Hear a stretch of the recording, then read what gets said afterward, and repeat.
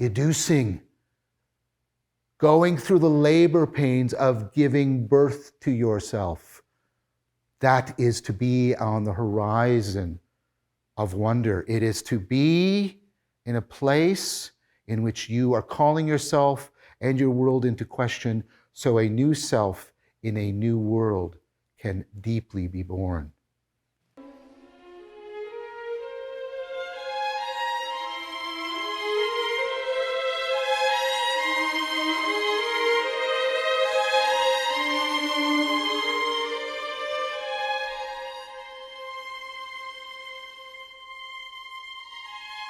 Welcome back to episode 2 of After Socrates.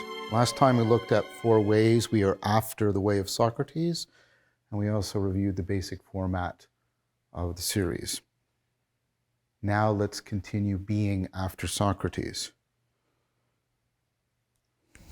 Right now, at the beginning, as we orient ourselves to find our way, let's follow Socrates.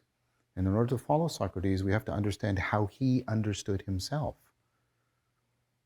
And this is going to be perplexing. Socrates' self-knowledge. He found himself and frequently described himself as atypos, not belonging to any particular category, like our word atypical, but deeper, more powerful. He explicitly refers to himself sometimes, and Plato has other characters refer to him in terms of monsters, as monstrous. He's like a satyr, he's like a stingray. He compares himself to a titan, many different kinds of monsters. This is a recurring thing across many of the dialogues. Famously, he describes himself as Metaxu, Metaxu, as fundamentally in between the human and the divine. We're going to come back to that because Socrates never thinks that he becomes anything other than a human being. So he says we, like him, at least he's challenging us to realize that we, like him, are somehow in between human finitude and the transcendence of the divine. Hyland, excellent book, and we'll come back to it, talks about finitude and transcendence in the Platonic dialogues. Socrates does something really interesting when he says that he's Metaxu. He says, so is Eros. Eros isn't a human, but it's a transhuman force. It's not a god. Eros is a daemon. D-A-E-M-O-N, not a demon, but a daemon, a being that is between and therefore mediates and unites the human and the divine. And just think about it. Isn't there something really insightful in that about love? So Socrates, he understands himself as fundamentally liminal. He's within and without. He sort of fits our categories, but he doesn't.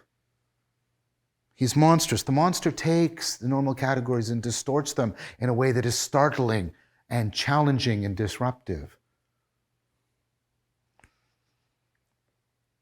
Somehow Socrates transcends our normal framing in a way that is challenging and even at times threatening. How is Socrates within and without? How is he liminal? How is he monstrous in a way that's constantly challenging and threatening to us, but nevertheless beneficial to us? And how does he do this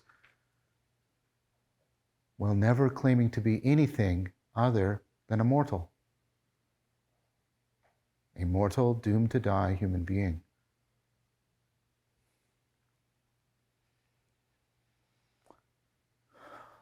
So Socrates enters into these intensive, in terms of how he's involved with people, but extensive in terms of how much scope they take in, how much they zoom in and zoom out. Probative conversations with people. And in these conversations, questioning, not just questions, questioning. It's even better perhaps to hear a related word to questioning, questing. Questioning plays a central part rather than concluding. These exploratory dialogues are often centered on what is virtue, what is wisdom, related things, what is knowledge, what is goodness, what is real. And these are questions, and this is the importance. These are questions we cannot ignore. This is why we cannot ignore Socrates. We can't ignore these questions. We can pretend to ignore them, but then we're just giving answers to these questions given to us implicitly, unconsciously, automatically, and we reactively acting them out rather than acting on principle.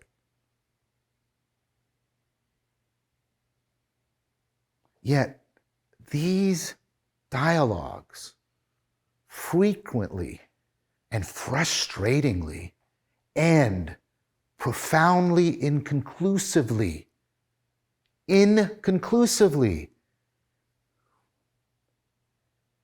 Everybody, including, really hear that, including Socrates, they've been talking about courage. At the end of it, everybody says, I don't know what courage is, including Socrates.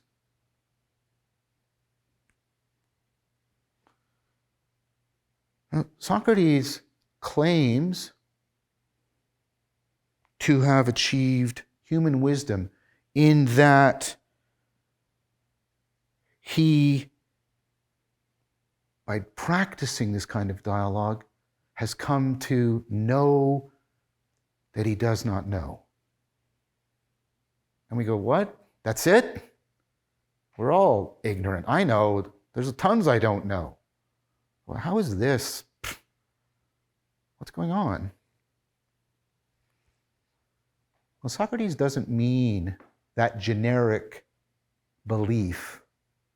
He means an existentially, in the situation, specific realization in both senses of the word. It's a palpable reality, and one is coming to a deep understanding, awareness of how one is ignorant in this situation in a way that matters because one has been pretending deeply, unconsciously, automatically, reactive to know both the situation and know oneself, relevant to and relative to that situation. This is a profound kind of realization. It requires disciplined mindfulness. He has cultivated, and this is going to become an important phrase, he has learned ignorance. In fact, when I say learned ignorance, I want you to hear both pronunciations, learned and learned. He has learned ignorance. He has become aware of his ignorance in a way that makes a huge difference to specific, actual, concrete situations. So let's explore the dynamics of this a little bit better. So we have, on one pole, we have conversation. Socrates is engaging in a conversation. I want you to start to get a feel for this. I want you to think of those conversations you've been in, where you're asking each other questions and you're not giving sort of pat answers. You're really opening up. The person's opening up and you're opening up. You're reciprocally opening. And the conversation starts to take on a life of its own. And it's not wandering aimlessly. It's wandering fruitfully. And you both find you're getting to places and having insights, realizations that you couldn't have had on your own. And when the conversation comes to an end, you say, that was one of the greatest moments of my life. Socrates is like that.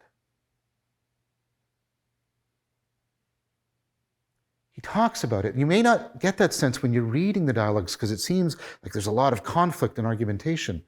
But Socrates says, in more than one place, but in one space specifically, he says, I'm willing to follow the logos, dialogos. And we're going to come back to, what is this logos he's talking about? But he's willing to follow the logos wherever it goes, like the wind. Isn't that amazing? The wind. Because it seems to have a life of its own, but the wind, spiritus, the wind, inspiration, aspiration, spirituality. When Jesus is talking to Nicodemus and telling him he has to be born again, he talks about the wind is like, the spirit is like the wind. It comes and goes as it would. And you don't know where it's coming from and you don't know where it's going to, but you can get caught up in it and follow it and breathe it and been inspired to aspire by it. That's one pole.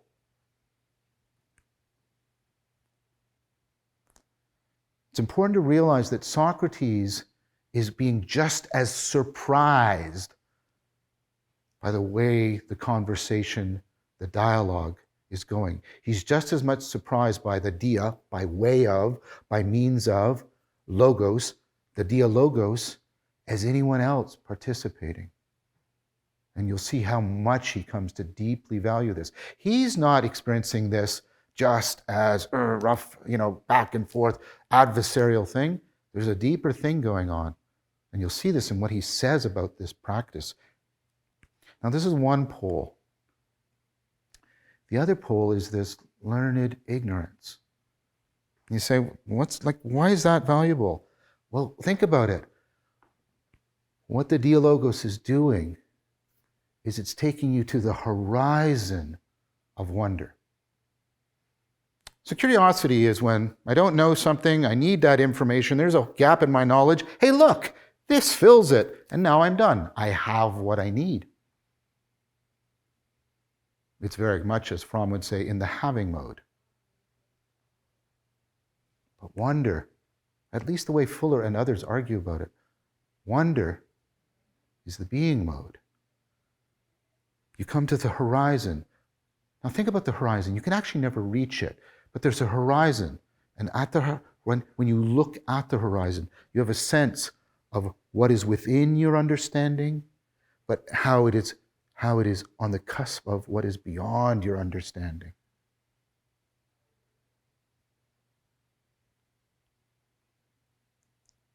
The horizon of wonder. Socrates famously said that wisdom begins in wonder. Why? What's going on? In wonder, you're not filling the hole. You're opening it up to the horizon. You are calling yourself and the way you have framed the world into question, but in a way you feel called to, in a way that is somehow beautiful to you, that is drawing from you. This is the word for to draw forth is educe. This is where we get the word education from. But think of it, it's a different kind of education. This isn't, here's the knowledge you need, and so you can service the workplace and the market until you die an otherwise meaningless death. They don't mean education like that. You mean educing, going through the labor pains of giving birth to yourself. That is to be on the horizon of wonder. It is to be in a place in which you are calling yourself and your world into question, so a new self in a new world can deeply be born. That is what's going on in this process. So notice, there's a discipline. What does the word discipline mean? It means to follow. It means to track. It means to follow and track so that you are transformed by that following. There's a discipline to following the logos, dia logos. Letting it call you into question, letting it call your world into question, so that you and the person you're in dialogue with are giving birth to yourselves. Mutual midwiving. Socrates was clear that he was not only examining others and helping them give birth to themselves. He repeatedly emphasized it was reciprocal. He was also examining himself and giving birth to himself. They were mutually interwoven.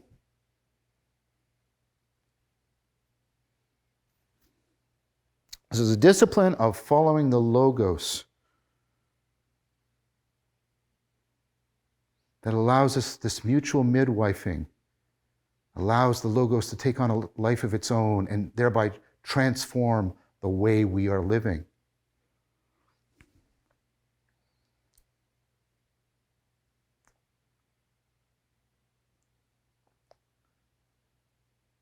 Socrates is often talked about as using this practice called enlinkus, this questioning and answering and probative. But as we'll see, the enlinkus slowly, in the hands of Plato, becomes dialectic. This disciplined following of the logos, this mutual midwifing and affording of the logos to take on a life-transforming life of its own.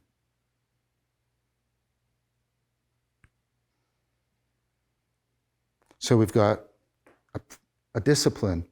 So there are a set of practices. Let's call those, with Plato, dialectic. This is not Hegel's dialectic.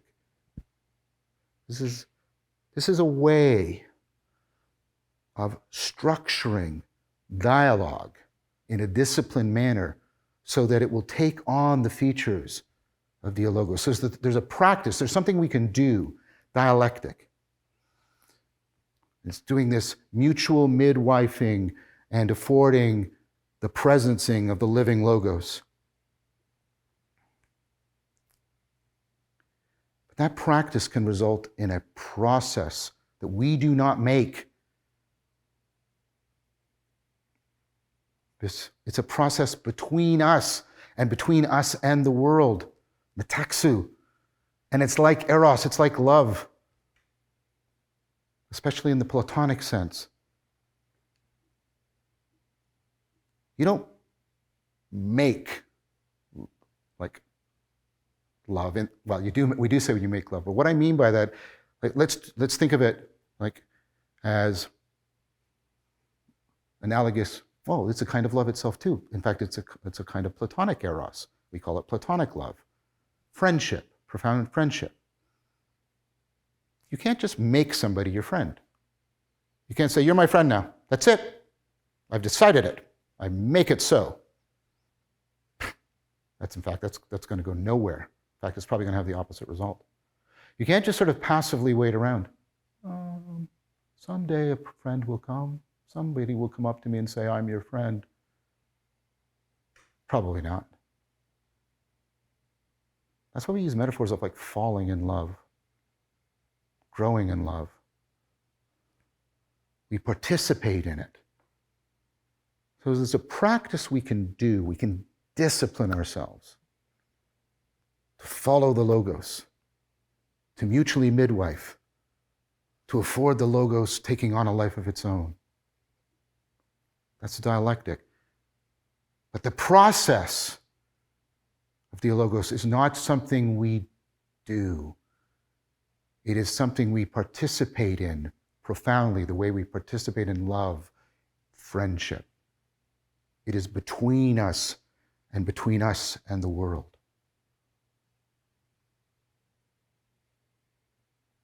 The practice of dialectic, the process of dialogos. That's why Fowler put in both dialogos and dialectic in the classical tradition. But there's also a state. Here's the dialogos and learned ignorance, and they're mutually affording each other. The dialogos gets us to the horizon of wonder, and that opens us up and makes it possible for us to reciprocally open with each other and reciprocally open with the world. And then that affords dialogos, and the dialogos affords learned ignorance, and we cycle. The practice of dialectic, the process of dialogos, and the paradoxical state of learned ignorance. But is not all of this problematic? You should say to me. You should say, this looks like, a lot of knowledge, a lot of learning. And Socrates is claiming, right, that all he knows is that he does not know. That's actually not accurate. Many people put that, all that Socrates ever said is that he knew that he, no, Socrates doesn't say that. He said that's what his wisdom consists in. Socrates actually claims to know a bunch of things. So first of all, we have to modify it. But then we'll come back to your point, because you are making a good point in posing that problem. What does Socrates claim to know? Well, he famously claims to know ta erotica. He knows about the erotic things. That doesn't mean he's really good in bed or he just knows about sex. He's talking about Eros in a much more comprehensive sense, about how we seek to bind ourselves to things. And this seems inherent to us. We seem by nature to be looking for things other than ourselves to complete us. And notice how that gets us into self-transcendence. I'm looking for something that's other than me to become me so that I am more than me, but completed as me. And as soon as you think about this, you start to go, oh, how does that make sense? Hold on to that vertigo. We're going to come back to it. Socrates knows how to track Eros. Do you? Well, I know what it's, I know you know what it's like to feel Eros. I do too. But can you feel Eros in a way so that you don't do all the self-deceptive, self-destructive things you've done because of that feeling? Because when you track, you're following, but you're also able to know and see where something is going to go. When you're tracking a storm and following it, you're trying to predict where it's going to go so you can avoid being overwhelmed by it. Socrates knows how to track Eros. He knows how to follow the trail of signs. He knows how to properly apprehend and appreciate the significance of Eros. He knows what to care about. He would do this provocatively. As I already said, he would go to people and he'd say, why are you spending so much time on your hair and your clothing and how you smell? And so little time on your psyche, so little time on your mind and your soul and your character. You go, yeah, why am I? Socrates would walk into the marketplace and say, look at all the things I don't need. You go, oh, right. Why don't I do that? That's the Socratic question. It's a question about Socrates that reverberates back and becomes a question, a wondering about yourself and the world that you live in. So Socrates knows ta erotica. How can we know this? How can we do this in practice? How can we realize it in practice? We will come back to this. Socrates also, and he states it very confidently, he knows the difference between belief or opinion and knowledge. He knows it. Now, how can he know this when he claims to know that he doesn't know anything? He actually claims to know a lot of things. He knows how to do geometry. Read the Meno. He'll often say he knows how this practice works, how this art, or actually more specifically, more technically, how this techne, how this particular kind of expertise works.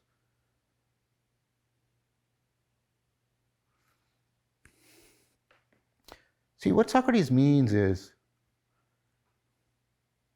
he knows how to track, he knows how to follow, he knows how to quest after knowledge in a way that's not just haphazard.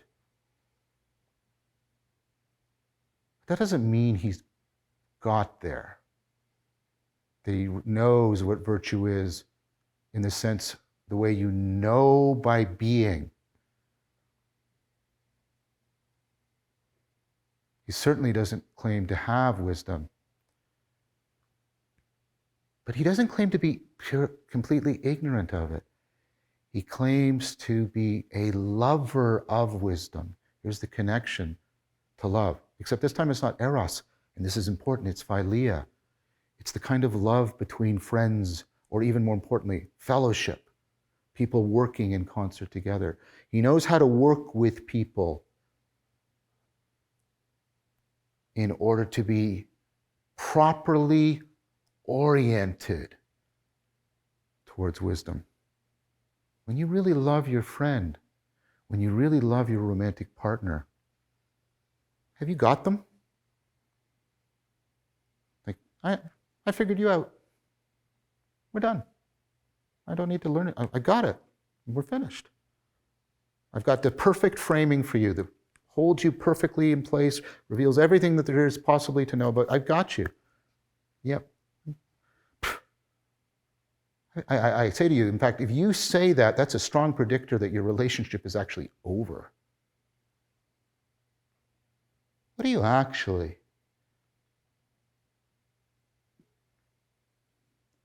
You have a faithfulness to this person. You know how to follow them, to track them. They're going to change, and you know how to adapt. You don't know where they're going. You don't know what kind of changes you're going to go through, how you're going to dance with them. But you keep teaching each other how to follow each other. And the person, although you have a continuity of contact and you're loving them and they're opening up to you and you're opening up to them, reciprocal opening, there's always that which exceeds. It's funny, you can meet people, been together for a very long time, and this has probably happened to you. A friend's come up to you and say, you know, I've been with her for like 10 years, and then, wow, I just like, she did it, and wow, totally caught me by surprise. I just, phew. Because you have to remember learned ignorance. How much you really don't know because of how really dynamically complex another person is. And wisdom and virtue are excellences of persons. And you can never fully know a person. How could you possibly fully know the excellence of personhood? But you can love it the way you love a particular person.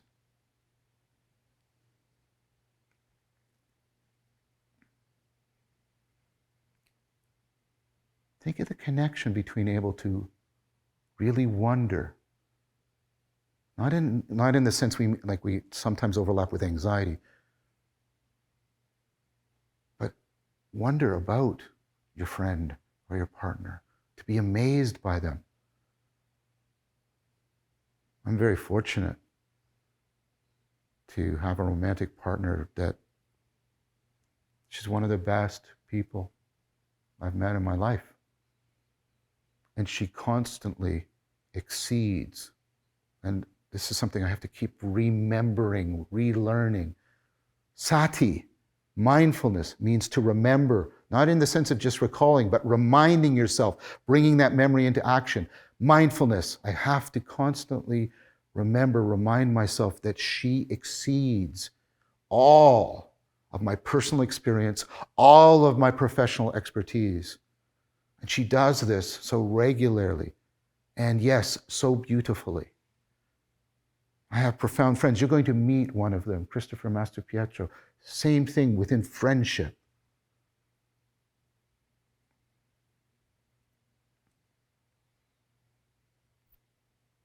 Wonder, love,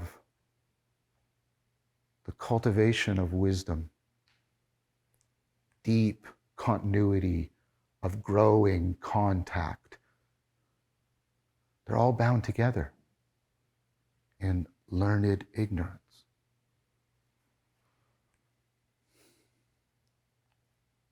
Socrates also claims to know two really deep and fundamental things. He famously, in his defense at his trial, knows that the unexamined life is not worth living. He knows this with such confidence that he is willing to die for it. No propositional argument could convince you of that. But somebody with such powerful presence as Socrates was willing to die for it. That's at least challenging. He claims a life without dialectic into dialogos, affording learned ignorance, is not worth living. Whew! Is Socrates as ignorant as we thought? Or we just thought, oh, he just doesn't know that he knows. He says, I know that I don't know. I'm skeptical of a lot of things. I'm cynical. I live in modernity, blah, blah, blah, blah. Postmodernity. No. This is a not knowing that at the same time gives him the confidence to die, as he's telling you and I, because I'm feeling it too. The unexamined life is not worth living. And what do you do with that? Think about it. Like, you're just sort of like, ugh, because I'm sure my life is pretty unexamined. I don't have that self-knowledge. My life's not worth living. Seems, well, yeah, sometimes I wake up at 3 a.m. and he's sort of right. I don't want to think about that. He's saying that. And then relatedly, he's saying that doing this dialectic into dialogos and cultivating this learned ignorance, this wonder-filled learned ignorance, is the best activity that human beings can engage in. It's the best kind of life.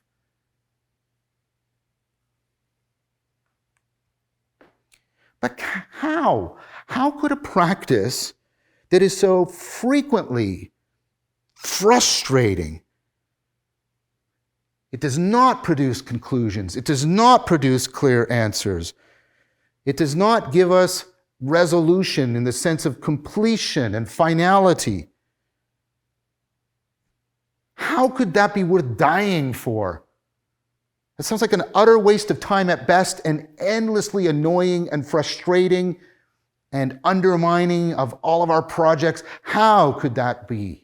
How could that be? Savor that question, because I've actually returned to the question you asked a few minutes ago, and I've made it deeper on your behalf. By the way, that's me exemplifying Socrates, taking your question and making it deeper on your behalf. Take that question in, savor it, let it roll around in your mind.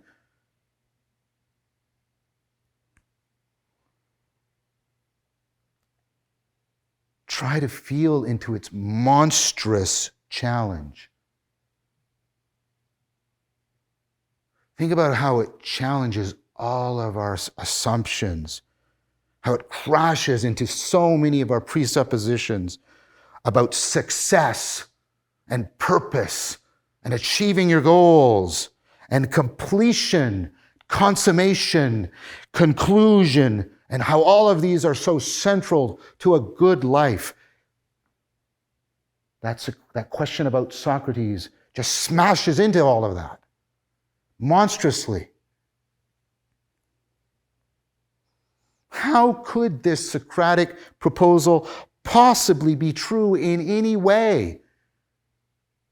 In fact, in any way that we could actually realize in regular practice.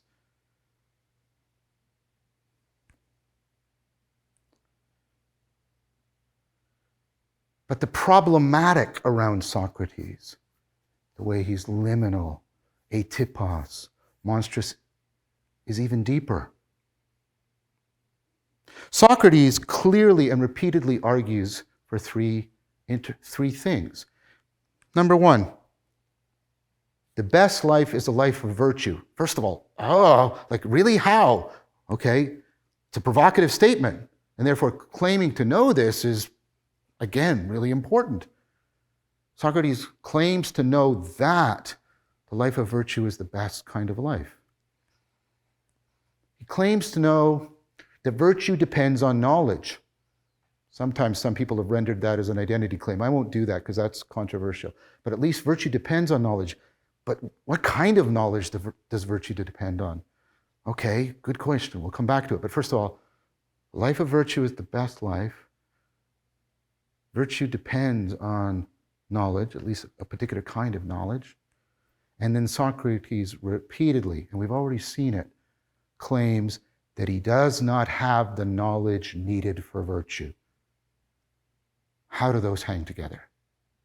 How can that be the case? And you can say, well, maybe Socrates, if you put those three together, you can put them together and say, well, Socrates is just realizing he's just kind of a buffoon. And of course, there were people that thought that. Aristophanes famously in his play, The Clouds. But Socrates claims to know what a good life is such that he is willing to die for it. How does that fit in with that, right? That doesn't fit in with being a buffoon. And Plato clearly and repeatedly presents Socrates as the most virtuous person living the most worthwhile and virtuous life. At the end of the Phaedo, this is the dialogue in which Socrates actually dies.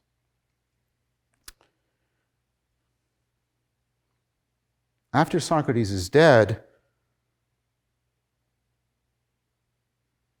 these last words are spoken. Very last words, super salient. The culmination point of the dialogue. Not really, but yes, here, salient, at the end, where we're supposed to reflect upon everything else. Such was the end, Echecrates, of our friend, Socrates, who's just died, of our friend, whom I may truly,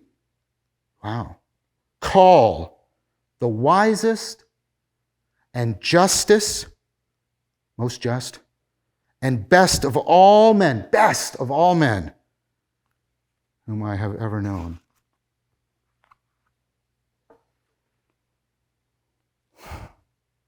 How is this the case? How could this be the case?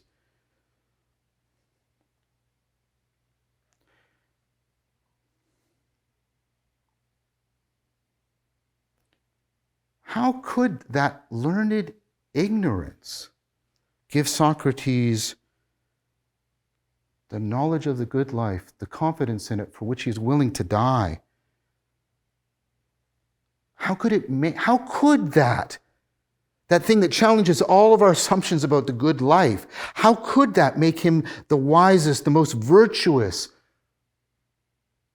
living the most worthwhile life? How? How could we possibly realize this, understand it, and such that we could put it into practice?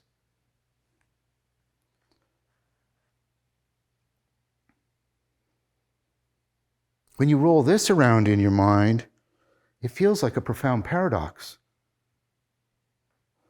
He seems to be not knowing, and yet he seems to have all of the results of the knowing that he says he does not have and does not know.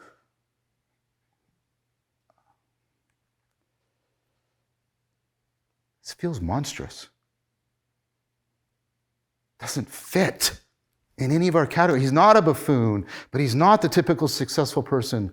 He doesn't seem to have knowledge, but he seems to be wise. Like, what's going on? Now, in response to this, and many people have done this, they even do it in the dialogues. Plato repeatedly shows that. You can just reject Socrates. You can say, he's just confused. He's just all messed up. You can just turn away. you can reorient yourself away from the Socratic path.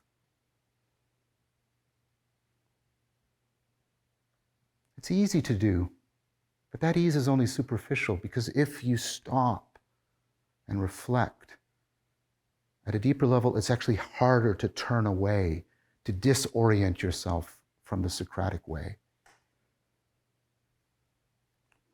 When you read these dialogues and when you start to practice what Socrates does, you see Socrates disclosing so much self-deceptive pretense, bullshit, misframing, failure to appreciate properly, failure to understand appropriately, failure to love wisely. Socrates is powerful. And you go, I need all of that. And I put it to you, is this not needed now more so than ever? Yes, it seems to be. Socrates affords transframing. What do I mean by that? Well, it's a combination of transcendence, transformation, and reframing. You know when you have an insight and you realize you've been misframing, not properly proportioning and directing your attention. I thought she was being aggressive, but she's actually afraid. Oh, I've just been mishandling this whole thing. I was mistaken. Oh. It's insight. But you can also get what John Wright, following Iris Murdoch, and I talk a lot about this in Awakening from the Meaning Crisis, called sensibility transcendence. I can get simultaneously an insight into that person and a reflective insight into me. That the way I have habitually been framing or thinking about things or being with people also needs to be reframed. And I can be reframing that person and reframing my sense of who I am and how I look at the world. And that means I start to reciprocally open. I start to transcend myself. I start to afford that person to transcend my conception of them. I start to be transformed. They start to be transformed in how they are and can be to me. Transframing. Socrates affords that. And here's the thing. That transframing ability seems to be central to becoming wiser. It seems central to a lot of spirituality. And if we want wise spirituality, and don't we? Can we afford to turn away from Socrates?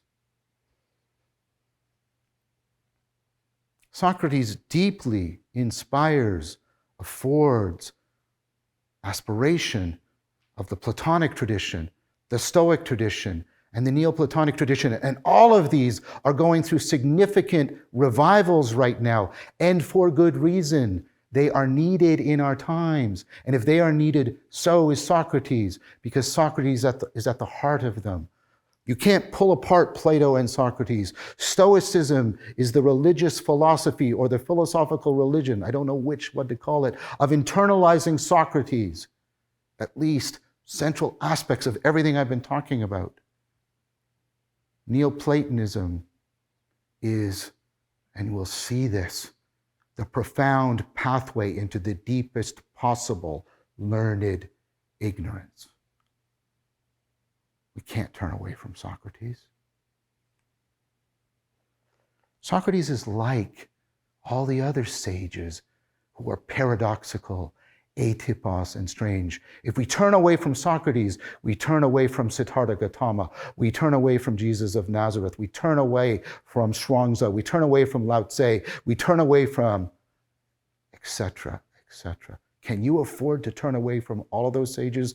Are you so confident that you can reorient away from all of them and find the path to wisdom, virtue, meaning in life? Think about it. Be honest. I propose, and this is an honest proposal in the sense that this is my life, this is how I try to live. I propose trying to move deeply into this problematic of Socrates. I want to allow it the real possibility of challenging me, of transforming me, of calling me into transframing.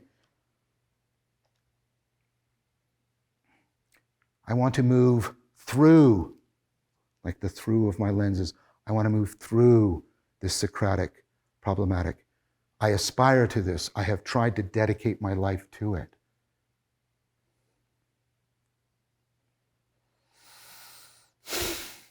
To do this deeply, we need to confront further dimensions of this problematic. Socrates does not have a method. So how do we move forward in a practice? How do we move forward into the problematic? Is Socrates just Plato's mouthpiece? Are the words of Socrates equivalent to what Plato wants us to get from the dialogue? That's problematic too. The third wave, people like Gonzalez and Hyland, just Sara Ahbel-Rappe, just so many people, so many of those books,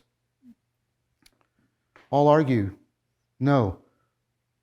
Plato wrote in a dialogue form in which he is only in one, I think in the Apology, in just very minor way, actually present. He's absent, he never puts himself in the dialogue, and the dialogue is not there as sort of literary ornamentation around Socrates.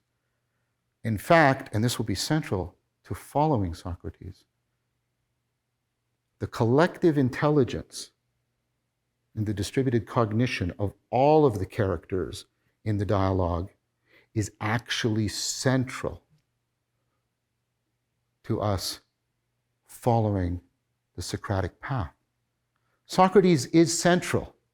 He's important in the dialogue.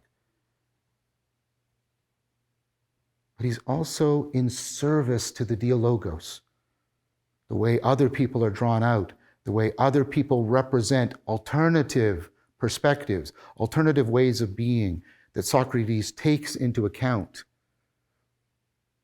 which is one translation of the word logos, by the way, taking into account, giving an account.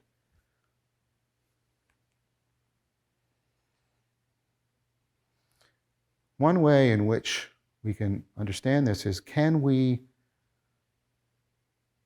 get into a flow state, logos with a life of its own, of the collective intelligence of distributed cognition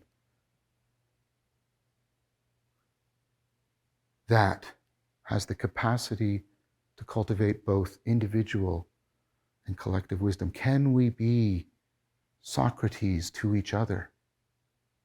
Because if we need Socrates to do this, and all of the traditions say, in one sense we do, but in another sense we don't, then of course we couldn't do it. We need to know how to internalize Socrates, both within us individually and between us collectively.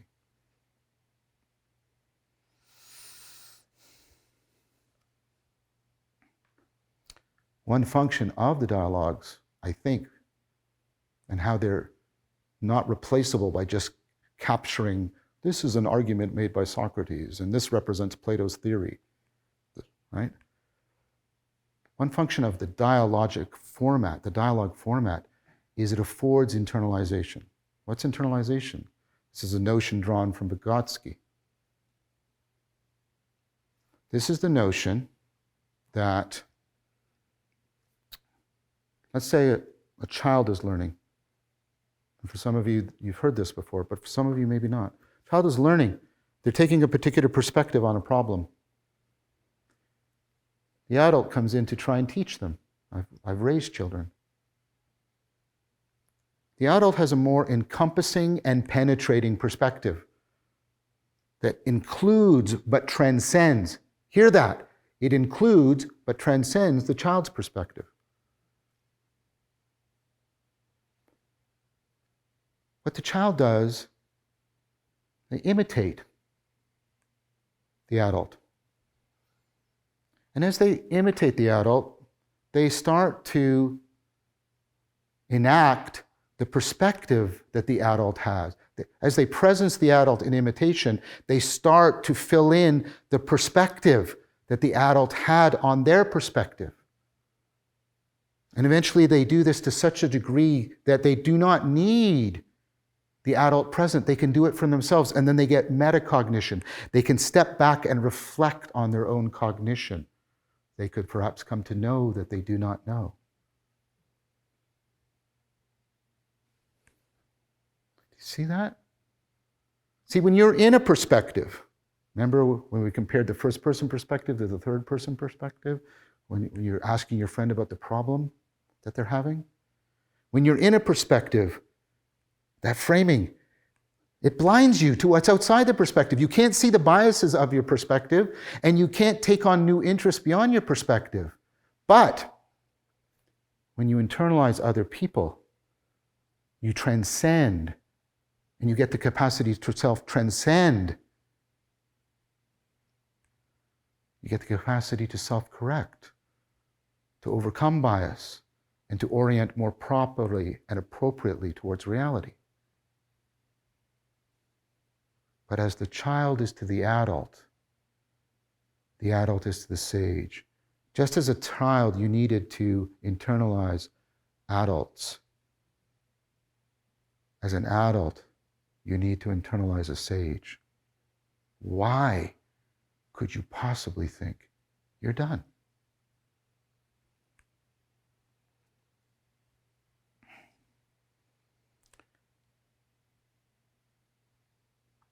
Okay, but Socrates problematizes this. What? How? Well, he often speaks and presents himself ironically. In fact, this is one of the most famous aspects of Socrates. He's ironic. Now, he's not ironic in sort of our modern cynical sense of irony, but he's often saying something that's opposite to what he actually holds to be the case, even though he asks people to always state honestly what they believe. So Socrates is often speaking and presenting himself ironically. Imagine if the parent was constantly being ironic with the small child. That's going to destroy the internalization. Socrates' irony seems to thwart the function of the dialogues, which is to help us deeply internalize Socrates, have his perspectival knowing, see the way he sees, realize the way he realizes, have his participatory knowing, transform our character, our identity the way he does, transform our self-knowledge. But the irony seems to be undermining all of that. Is the irony just so that Socrates or Plato can avoid political censure? People have argued that, but most of the people I've been reading, the scholars I've been reading, say no. Is it because Socrates can't sort of directly challenge people? There's truth to that, but many of the people that he's talking with know he's being ironic. And he does seem to really challenge them at times.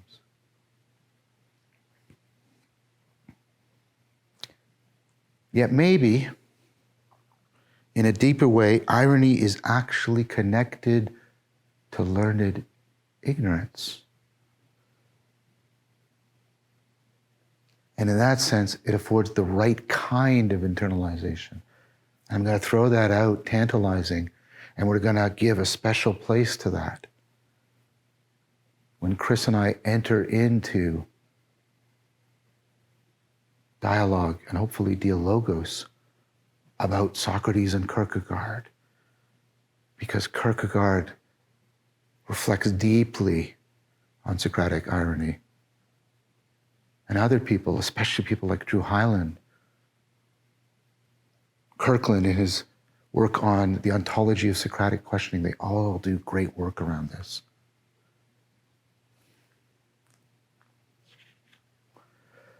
So what are some points to ponder, points that we want to reflect upon so that we can realize them in practice. We want to realize, on one hand, the dialectic into dialogos and how it's in this reciprocal relationship with learned ignorance on the horizon of wonder. We want to really let it roll around in our mind, banging and crashing like a loose cannon on a ship at sea. This problematic around Socrates. Only by passing through this problematic, this paradoxical problematic, will we have any chance of genuinely following Socrates. And for those of you who follow other sages, Siddhartha, Jesus, Maimonides, I put it to you that following the way of this sage has the real potential to deepen your ability to be a disciple of the sage that you are most trying to internalize. Perhaps even it would be best if you had an inner symphony of sages. One of them can be preeminent. I do not want to call anybody away from a living allegiance that is breathing into them wisdom and orientation towards reality, that's maturing them in virtue.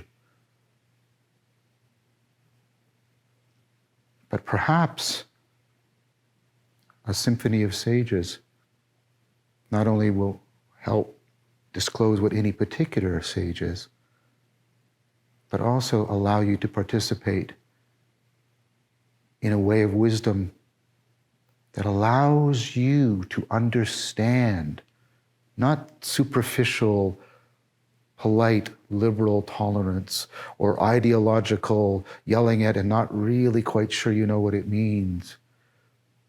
Diversity or whatever word you're using, these can be good, they can be bad, but I'm trying to point to something more profound. Could you understand other people's sages such that you could enter into dialogos with them? You don't have to agree with them. They don't have to agree with you. You don't have to come to a conclusion if Socrates is right. But if Socrates is right, that would still be part of the best, maybe the best kind of life we could live with each other. It is superficially easy to turn away from Socrates and not orient ourselves Socratically. But it's actually, in reality, hard to turn away. Before we move into learning our new practices, rooting and humble wonder, I remind you to continue always doing your dialogical reflection, your imaginal engagement and enactment, and your study. So we're going to do two practices. The first one is going to help us build on the mindfulness practice of centering. This first practice is called finding your root. It has to do with developing the right kind of relaxation in your meditative practice. Many people come to meditation because they want to learn how to relax. The problem is, our normal way of relaxing is opposite to what we want to be doing. We are making our body more insensate. We're letting our mind slowly shrink and become clouded, somewhat confused, sort of warm and fuzzy, until we lose consciousness, because the point of that relaxation is to move us towards sleep. We may not go all the way, but that is its function, and it often ends in us falling asleep. That's not what we want to be doing in a meditative practice in which we are trying to learn, when we're trying to become more aware of the forms, the formations, the functions, and the processes within our mind and body. Now think of the kind of relaxation that a martial artist engages in. So very often you'll see martial artists, I teach Tai Chi Chuan, and you'll see them take a particular stance. They'll bend their legs, they'll sink their arms into a position. They might close their fists, they might have open hands, but they do this thing. It's called rooting. Why are they doing that? Well, they're trying to do two things, right? They're trying to stabilize their arms, their legs, their body. They're trying to stabilize. But they're also relaxing. So if you tense your arm like this and you touch, you'll feel there's not very much sensation. But when you relax, and you find that sort of stable point and you can relax into it, you realize, oh wait, this is a lot. I've really increased my sensitivity. So you see what's happening here? The rooting is a kind of relaxation that simultaneously sensitizes the mind, makes it more alert, more acute, but also stabilizes it so it doesn't start running off and getting scattered. So you're trying to get this sensitization and stabilization that are interpenetrating to each other. Now think about how much that would matter in a martial arts situation. You're coming into a situation, there's going to be all this unexpectedness. If you start flailing around because of the unexpectedness, you're easily uprooted. If you just sort of lock in, your ability to sense what's going on and respond is lost. You want to find this optimal relationship between sensitivity and stability. Now you may be saying, well, I'm not going to get into any fights. I hope that's right, by the way. Because if you fight, even if you win, you lose. You lose a little piece of your soul. So, what's the point of, well, the point is transfer. Think about entering into a situation in which you want to enter into a deep dialogue with another human being, the way Socrates does. If Socrates is all just sort of scattered, right? And he just, then his capacity for entering into the deep conversation is lost. But if he's just rigid and closed in upon himself and holding on to his position no matter what, you can't move me, I am so stable. It's true, I can't. But then what's the point of the conversation? How will the dialogue take? How will it lead both people? So you want to be sensitive yet stable, stable yet sensitive, so that you can optimally flow within any situation, especially situations of dialogical encounter. So being able to root is really important. So often when I'm doing these discussions that I have with people, I'm engaging in these Socratic practices in a way that they might not know, I'm doing Tai Chi Chuan. They don't know it. Sometimes they do. I've had people look at one of my videos, especially when the other person was sort of very interruptive or hyperactive, and they'll say, you were like doing really good Tai Chi there.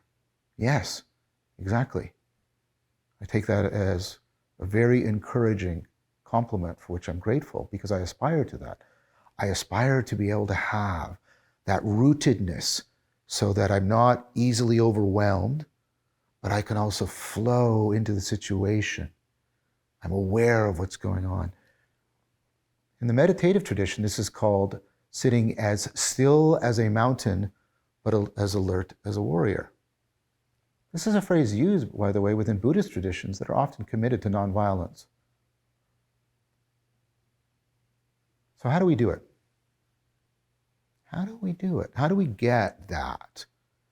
And how do we learn it in a way that can transfer to most of our life? Well, if you think about Taoism, you can think about, that the very famous yang yin symbol, with the black and the white and the black dot and the white dot and the white dot and the black area, right?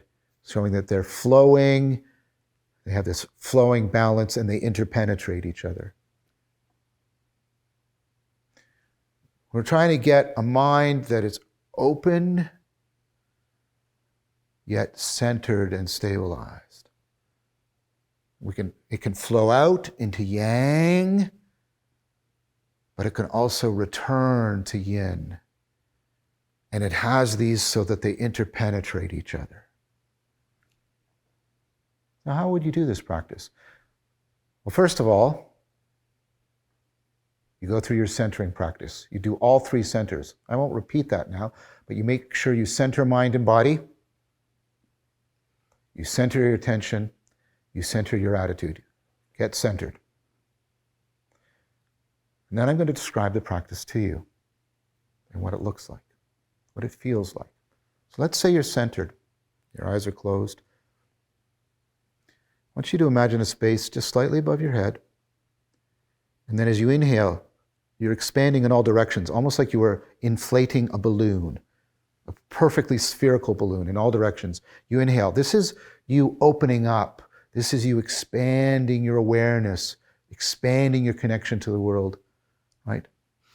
As the inhale. Don't hyperventilate, but you inhale and you expand. And then as you exhale, you let everything gather back together. This is the yin. You come in. You come in. So inhale, exhale. And then you find that spot. Oh, right there. That's about right. Where it is for you is where it is for you. Don't imitate what I'm doing. Imitate the way I'm doing something. Inhale, exhale. And the last little bit of the exhale and that little space in between the breaths, it's like I'm opening and melting and draining, and I'm coming to what's called the third eye traditionally. And from there, but even from the center of my head on that axis, I inhale out, I exhale in. Opening, melting, draining to the throat. Inhale, remember all directions, 360. Inhale, opening. Exhale, gathering. Opening, melting, draining to the heart. Inhale, opening. Exhale, gathering. Opening and melting and draining to the solar plexus. Inhale, opening. Exhale, gathering in, falling back towards the center. Yang into yin, yin into yang. Do you see? Opening, melting, draining to this area called the Dantian. This is eventually where you want your breathing to be when you're meditating. Don't force it there. Let it naturally fall there over time. But here you center around there. It's about, the tradition says 1 finger below your navel, 3 fingers in. I don't know if that's precise, but something like that. Inhale, exhale. And then opening and melting, draining to where that center axis is touching what you're sitting on. Feel that point.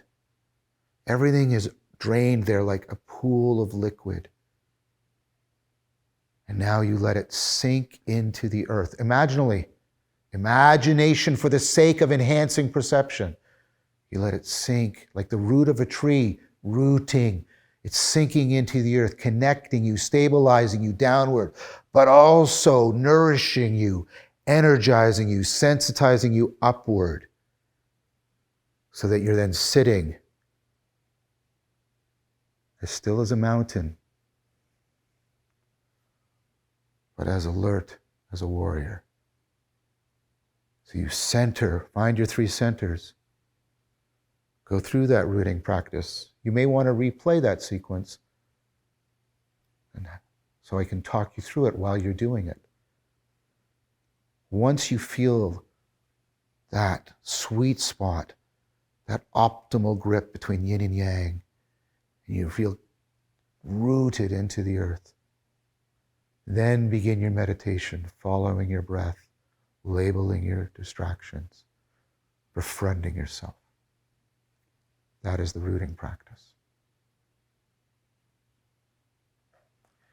The other practice is specifically oriented towards the learned ignorance that we've been talking about in this episode. This is a practice that I call the humble wonder practice. Humility and wonder were both central and integral to the Socratic practices, especially the practice of learned ignorance. How does this practice work? I recommend first centering and rooting and doing 2 or 3 minutes of basic meditation. Then bring your awareness to your heart area. You can put your hands on your heart. I won't put them right there because I don't want to screw up my mic. And then I say as mindfully, and you've been cultivating mindfulness now, I say as mindfully as I can. There is so much I do not know about myself because of all of the facts. There is so much you do not know about your mind, your psyche, your body. The amount of information available to you is combinatorially explosive. But instead of keeping it as a safe propositional thing you store over here, you're realizing it. There is so much I do not know about myself because of all of the facts. If you want to add all the facts about myself, feel fine. Feel free to do so. Next, there is so much I shall never know about myself because of all of the fate. Fate, what do you mean by fate, John? I don't mean your cosmic destiny or something written down. I mean fate in the sense that's in the word fatal. You're born at a particular time, in a particular place. You're exposed to particular people, to particular events, none of which you have control over, and they deeply shape you. If you do not acknowledge your fate in that sense, your inherent finitude, then your capacity for really realizing your self-knowledge is truncated and hamstrung. There is so much I shall never know about myself because of all of the fate. Next, and they're all F's to help you remember. There's so much I refuse to see about myself because of all of my foolishness. All the processes that make us adaptively intelligent, make us perennially and sometimes pervasively beset by self-deception. How often, be honest, really honest, please, how often do you really, not in thought or in belief, but actually in perspective and in how you participate in your identity, how often do you actually challenge your egocentrism and the way it might be biasing you? Igor Grossman found, he asked people to describe a really hard problem they're involved in. They inevitably describe it from the first person perspective without thinking, automatic framing. And then if you say to them, and think about Socrates here, questioning people. If you say to them, well, can you re-describe that problem from a third person perspective, how your friend might see it and describe it? And when people do this, they inevitably have an insight. They realize, oh, I didn't see this. I didn't realize that. You know that what I'm saying is true. Think about how wise you are about other people's problems. Don't you realize it, Jim? You're doing that same self-destructive pattern in your romantic life. I can see it so clearly. And Jim is like, I don't really see it. And you think, ha, ha, ha, ha. But then the roles are reversed. And Jim is saying to you, hey, you're doing that thing you do with relationship to your career. You're doing it again. Don't you see? And you go, I don't really see it. You know that. Part of what we're going to learn in these Socratic practices is how to be Socrates for yourself. And that's inexorably bound up with how can we be Socrates to each other. Okay, so back. First, let's review. There is so much I do not know about myself because of all of the facts. Realize it. Don't just state it. Live it. There is so much I shall never know about myself because of all of the fate. Realize it. Become into deep awareness. Make it real. There's so much I refuse to see because of all of my foolishness. Realize it. And then, there is so much I'm unable to see about myself because of all of my faults. And you're probably saying, oh, this is a real downer. Stick with it. Stay with me. It doesn't end that way. Then you can turn your hands outward like this. We go through the same procedure. There is so much I don't know about the world because of all of the facts. There is so much I shall never know about the world because of all of the fate. There is so much I refuse to see about the world because of all of my foolishness. There's so much I am unable to see about the world because of all of my faults. Then relax your hands back down to your meditation. And here's now where it flips. We did the humility. And if it was just humility, it could be humiliating. But it's not just the humility. Now, as I inhale, both inwardly and outwardly, I experience wonder. Not curiosity, where I'm trying to find missing information, and we'll talk more about this, but wonder, where I'm able to call the world and myself into question, but in a way that is positive, that is enriching, that is growing me. As I inhale, I wonder into the center of my mind, outward to the circumference of the world, inhaling, wondering, and then exhaling, receiving, being open to receiving from the world and receiving from the depths of my psyche, the depths of the world and the depths of the psyche, receiving, inhaling, wondering inward, wondering outward. Exhale, receiving from the depths of the psyche, receiving from the depths of the world.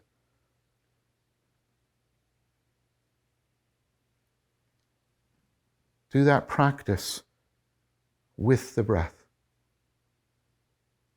At least 4 times. You may want to do it longer until you get the sense of the wonder and the receptivity actually interpenetrating, mutually affording and enriching each other, so that you have wonder-filled receptivity, wonderful receptivity. You have a profound humility,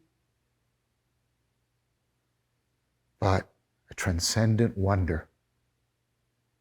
That is the humble wonder practice. I recommend still doing your basic meditation practice, centering and rooting, and then do this practice, both sides of it, the humility practice and the wonder side. And that usually only takes about 5 to 10 minutes. You can shave a little bit off the meditation if you really want to limit yourself to staying under 25 minutes in total, but try it. See if it goes the full length. And it doesn't bother you if it takes maybe 25 minutes. And you may be saying, John, you're going to add all these practices and I'm not going to have time for them. I bet you do. Take out your phone.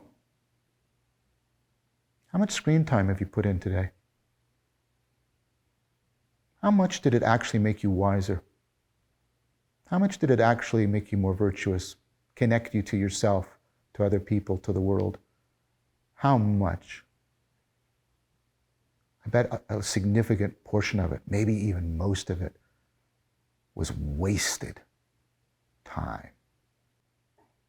How about fasting a little bit from your phone so that you can feed more from the fount of wisdom?